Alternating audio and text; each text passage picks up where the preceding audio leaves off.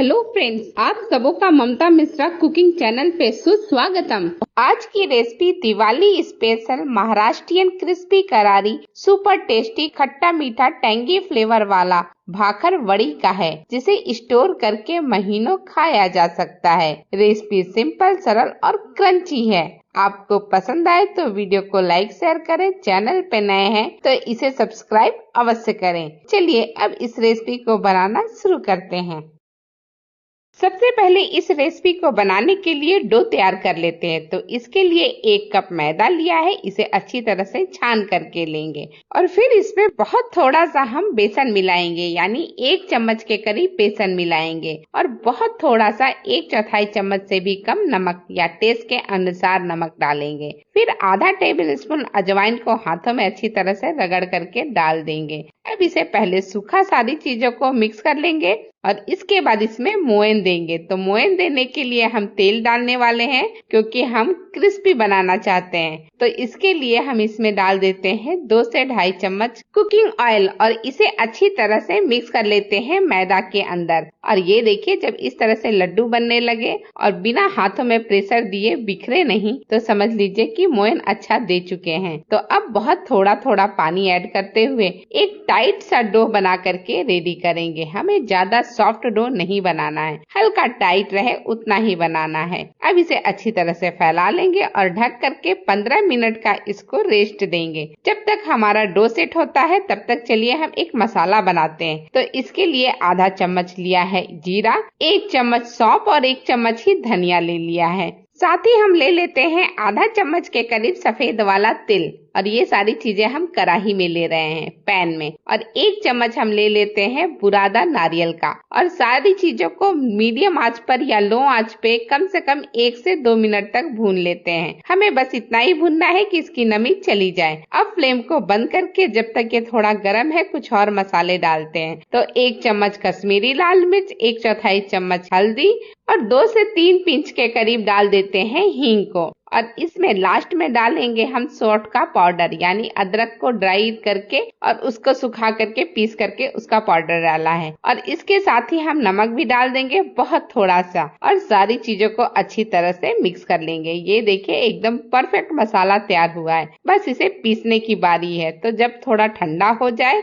तो इस तरह से मिक्सी के जार में ले लीजिए और साथ ही इसमें डाल दीजिए 1/4 चम्मच के करीब शक्कर, या फिर शक्कर कम ज्यादा अपने टेस्ट के अनुसार कर सकते हैं। सारी चीजों को ग्राइंड कर लीजिए। सारी चीजें अच्छी तरह से ग्राइंड हो चुकी हैं। अब मैं आपको पास से भी दिखाती हूँ कि मसाला बन करके कैसा हुआ है। बहुत दरदरा सा हमें पीसना है, ज्यादा बारीक नहीं पीसना है। ये देखिए बिल्कुल अच्छी तरह से पीस चुका है। तो इसे मैंने बाउल में ले लिया, इसे एक साइड में रखते हैं और चेक करते हैं डो को। डो भी अब रेस्ट करते हुए 15 मिनट से ज्यादा का टाइम हो चुका है। तो एक बार हल्का मसल लेते हैं और फिर इसे चॉपिंग बोर्ड पे हम लंबाई में बड़ा कर लेते हैं, यानी कि एक सिलेंड्रिकल फॉर्म बना लेते हैं। फिर इसे 2 से 3 हिस्से में डिवाइड कर देते हैं। आप अगर बहुत बड़ा पेड़ा बनाना चाहते हैं तो 2 हिस्से में डिवाइड कीजिएगा, और नहीं तो मेरी तरह 3 हिस्से में डिवाइड कर लीजिए। एक हिस्सा ले लीजिए, बाकी हिस्से हटा दीजिए और एक स्मूथ सा पेड़ा बना लीजिए। अब चलिए इसे बेलना शुरू करते हैं। तो एकदम पतली सी हमें शीट बना करके तैयार करनी है। जैसा भी शीट आप बनाइए, गोल लंबा जैसा भी, लेकिन एक पतली सी शीट होनी चाहिए। ये देखिए अच्छी तरह से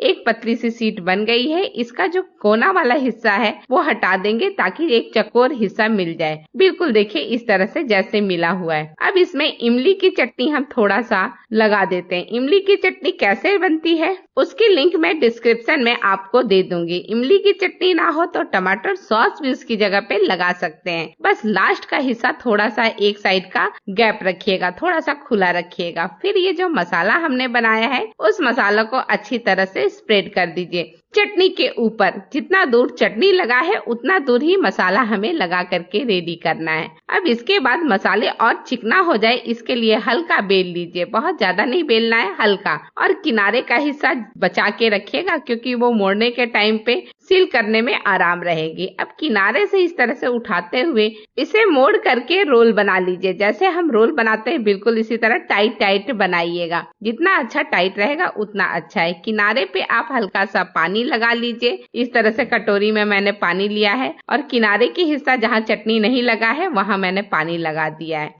अब इसको थोड़ा सा हाथों से इसको और भी ज्यादा चपटा कर लीजिए, जिससे कि जब ये रोल के ऊपर जाए तो बिल्कुल एक सार हो जाए। अब पानी अच्छी तरह से लगा करके पूरा लपेट लीजिए, बहुत ही अच्छी तरह से टाइटली मोड़िएगा। ये देखिए बिल्कुल अच्छी तरह से मुड़ चुका है। थोड़ा सा हाथों का हेल्प लेकर के और अच्छी तरह से चिकना कर लीजिए, बिल्कुल उखड़ा हिस्सा ना रहे। और फिर इस तरह से हल्का रोल करके अच्छी तरह से एक ही डायरेक्शन में रोल कीजिएगा।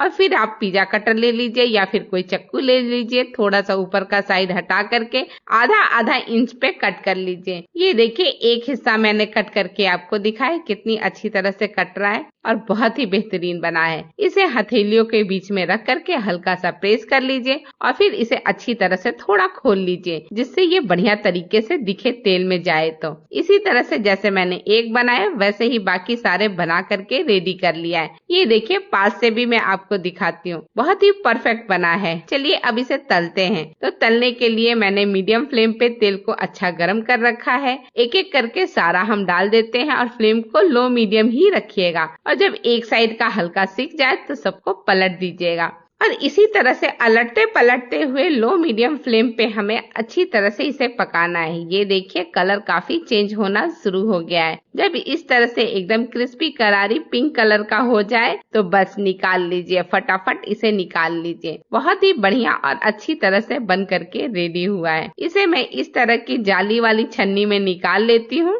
एक बैच हमारा बन गया है और ठीक इसी तरह से दूसरे बैच को भी हमने बना लिया है और इसे भी उसी छन्नी में हम निकाल लेते हैं। और ये रहा देखिए, बहुत ही अच्छा कलर टेक्सचर सब बहुत बढ़िया आया है और इतना क्रिस्पी होता है कि मैं क्या बताऊं। आपने एक बार बनाया तो बार बार बनाने का मन करेगा। चलिए इसे सर्व करते हैं।